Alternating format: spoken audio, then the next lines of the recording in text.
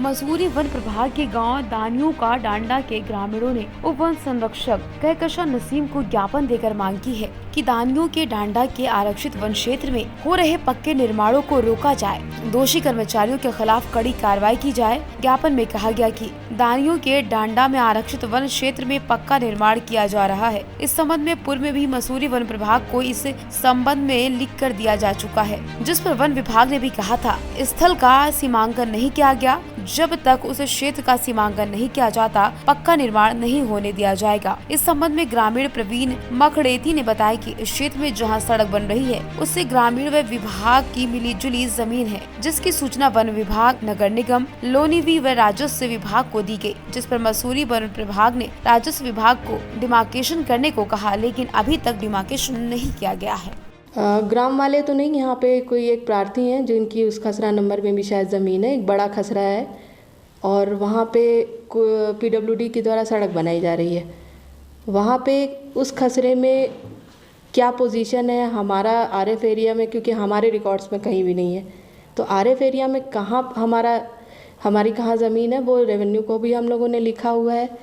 और इन लोगों गांव वालों के कहने पर हम लोगों ने अपनी तरफ से जो S2 केस इशू करते वो भी हमने किया हुआ है, जो कि जांच में जहां पे जो भी इसकी लीगल कार्रवाई होगी हम लोग पूरी करेंगे उसमें।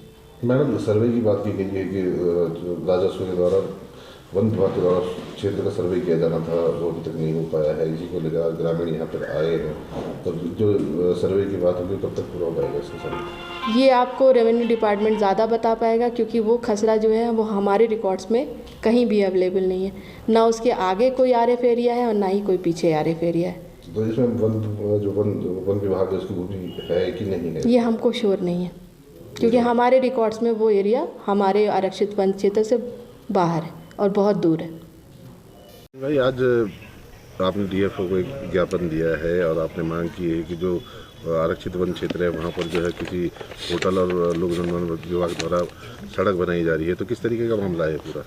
जी, मामला ये है कि जहाँ पे सड़क बन रही है उसमें गांव वालों की और वन विभाग की मिलीजुली ज़मीन है और इसकी सूचना जो है पहले ही हमने वन विभाग को, PWD को, नगर निगम को, रेवेन्यू को, सबको दी हुई है।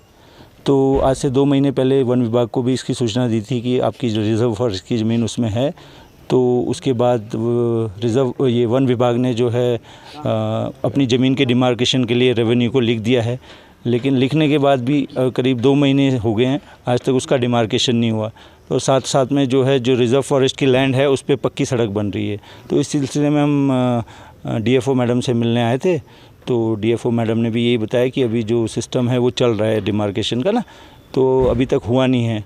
तो फिर आखिरी में DFO मैडम ने हमें आश्वासन दिया है कि जब तक वो नहीं हो जाता, डिमार्केशन नहीं हो जाता, तब तक ये PWD को एक लेटर लिखेंगे और तब तक जो विवादित नंबर हैं जिसमें वन विभाग आ रहा है उसको जो है वहाँ पे काम नहीं करेंगे। कौन से विभाग द्वारा ये सड़क बनाई जा रही है? और ये जो है सड़क तो सभी को मालूम है, सभी अखबार में, TV में, हर जगह ये है कि ये सड़क जो है करीब 1.25 करोड़ रुपए के हिसाब से जो है बजट पास हुआ है हयात होटल के लिए।